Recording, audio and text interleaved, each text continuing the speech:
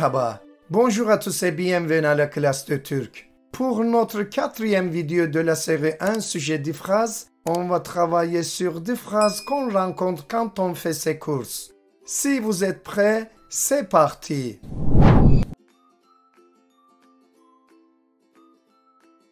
Alışverişte veut dire au shopping. Première phrase. Bonjour, je peux vous aider? Comment est-ce qu'on exprime cette phrase en turc? Buyurun, size nasıl yardımcı olabilirim? En turc, pour exprimer cette phrase, on utilise non seulement merhaba, mais aussi une expression qui signifie bienvenue comme buyurun afin que le vendeur accueille le client de manière chaleureuse. L'expression buyurun s'utilise également quand on invite quelqu'un à entrer chez nous ou quand on lui offre quelque chose. Le verbe conjugué de notre phrase correspond au verbe pouvoir. En turc, ce verbe n'existe pas sous une forme indépendante. On l'exprime à l'aide du suffixe ebil ou abil ajouté au radical du verbe pour indiquer la possibilité ou la capacité. Le verbe aider veut dire en turc yardım etmek ou yardımcı olmak. Ce verbe se construit avec un pronom datif. C'est pourquoi on utilise ici size. Size nasıl yardımcı olabilirim? Ou size nasıl yardım edebilirim? Deuxième phrase. Je voudrais regarder des t-shirts s'il vous plaît. Comment dit-on cette phrase en turc? Tişört bakmak istiyorum lütfen. D'abord, je voudrais se traduit par istiyorum. En turc, la terminaison indique déjà que le sujet est je. Donc, on n'a pas besoin d'ajouter le pronom ben au début de la phrase. Ensuite, le verbe regarder signifie bakmak. Maintenant, regardons le complément d'objet de la phrase. T-shirt. En turc, le nom reste au singulier même quand on parle de plusieurs objets. En français, au contraire, on met le nom au pluriel. Enfin, pour rendre la phrase plus polie, on ajoute à la fin l'expression lütfen, qui correspond à s'il vous plaît. Troisième phrase. Bien sûr. Quelle taille faites-vous? En turc, elbette. Kaç beden giyiyorsunuz? En turc, pour former ou approuver quelque chose, on peut utiliser plusieurs expressions. Elbette, équivalent de bien sûr, évidemment, utilisé dans le langage plus poli. Tabii, plus familier et courant. Tabii ki, une forme un peu plus insistante équivalent à mais bien sûr. Pour demander la taille d'un vêtement, on utilise souvent l'expression kaç beden giyiyorsunuz ou bedeniniz ne? Quatrième phrase. Je voudrais essayer en taille M s'il vous plaît. En turc, M beden denemek istiyorum lütfen. Le verbe conjugué voudrais correspond à istiyorum. L'infinitif essayer signifie denemek.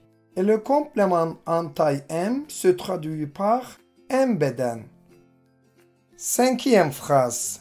À votre avis, est-ce que ce t-shirt me va bien? En turc on dit, sizce bu tişört bana yakıştı mı? L'expression à votre avis veut dire en turc sizce ou size göre. C'est une expression qu'on utilise pour demander l'opinion de quelqu'un. Le sujet de la phrase est ce t-shirt. Veut dire en turc bu t-shirt. Le verbe aller bien à quelqu'un signifie en turc birine yakışmak. Mais attention, quand on pose cette question, on utilise le passé, yakıştı mı? Même si on parle du présent, c'est une façon plus polie de demander l'avis de quelqu'un.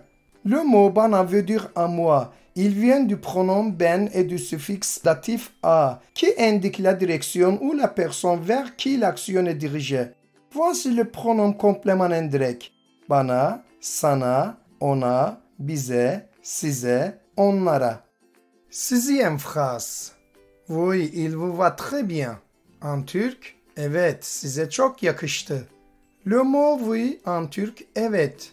C'est une simple réponse positive, en accord avec ce qui est dit. Le contraire hayır qui veut dire non. Dans cette phrase, le sujet il représente le t-shirt. En turc, le sujet est déjà indiqué par la terminaison du verbe. Et le sujet t-shirt est sous-entendu par le contexte. Vous, en turc, size. C'est le pronom personnel rotatif forme indirecte. Il indique à qui quelque chose va bien. le verbe va se traduit en turc par yakıştı. Très bien. En turc veut dire çok iyi, çok güzel. C'est une expression utilisée pour renforcer le compliment, pour montrer que quelque chose va vraiment très bien à quelqu'un. Septième phrase. Quel est le prix? En turc, fiyatı ne kadar? En turc, pour demander le prix de quelque chose, on dit fiyatı ne kadar. Le mot fiyat veut dire prix et le suffixe e à la fin indique le complément d'objet défini. En turc, on peut aussi dire kaç lira. C'est une version plus courante et naturelle dans les conversations quotidiennes, surtout quand on parle de l'argent turc. Huitième phrase. C'est trop cher. Y a-t-il une réduction? En turc, bu çok pahalı. İndirim var mı?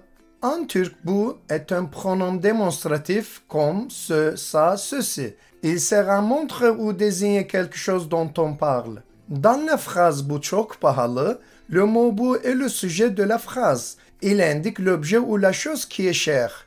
Le verbe être existe en turc, mais il est sous-entendu à la troisième personne du singulier. Le mot trop veut dire çok et cher, pahalı. Ensuite, pour demander y a-t-il une réduction, on utilise indirim var mı? Indirim veut dire réduction. Var, il y a. Et var mı, est-ce qu'il y a? Le particule interrogatif mı à la fin de la phrase transforme la phrase en question. Donc, indirim var, il y a une réduction. İndirim var mı? Y a-t-il une réduction? Neuvième phrase. Nous avons une réduction de 10%. En turc, %10 indirimimiz var. En français, on dit nous avons et là, on a le pronom nous pour dire qui fait l'action. Mais en turc, on n'a pas besoin de dire le sujet biz parce que le suffixe imiz à la fin du mot indirim montre déjà que c'est biz. En turc, on n'a pas besoin de dire nous avons littéralement parce que la possession se montre avec le suffixe possessif et le mot var. Le suffixe possessif et le mot var expriment la possession exactement comme le verbe avoir. Nous avons une réduction, indirimimiz var. Et le pourcentage, en turc on dit %10, mais en français on dit 10%. En turc, le mot yüzde qui signifie pourcent vient avant le chiffre. En français, pourcent vient après le chiffre. Dixième phrase. Est-ce que je peux payer par carte? En turc, kartla ödeyebilir miyim? Ici le sujet je, c'est-à-dire ben, il est déjà inclus à la fin du verbe grâce au suffixe im. Regardons le verbe ödeyebilir miyim. Öde, c'est le racine du verbe ödemek, qui veut dire payer. Et bil indique la possibilité comme le verbe pouvoir. Ir marque le temps présent général qu'on appelle en turc geniş zaman. Mi est la particule interrogative qui correspond à est-ce que. Et le Y, c'est une voyelle de liaison utilisée pour éviter deux voyelles qui se touchent. Enfin, im indique la première personne du singulier ben. Donc, littéralement, ödeyebilir miyim veut dire est-ce que je peux payer? Et le complément kartla veut dire par carte.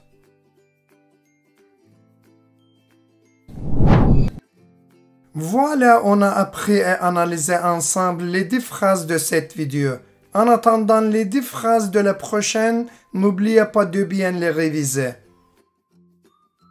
J'espère que cette vidéo vous a été utile. Écrivez-moi vos opinions et vos suggestions dans les commentaires. Si vous voulez plus de ces vidéos, n'oubliez pas de vous abonner gratuitement à notre chaîne et activer la cloche pour être au courant des futures vidéos. À bientôt. Görüşmek üzere.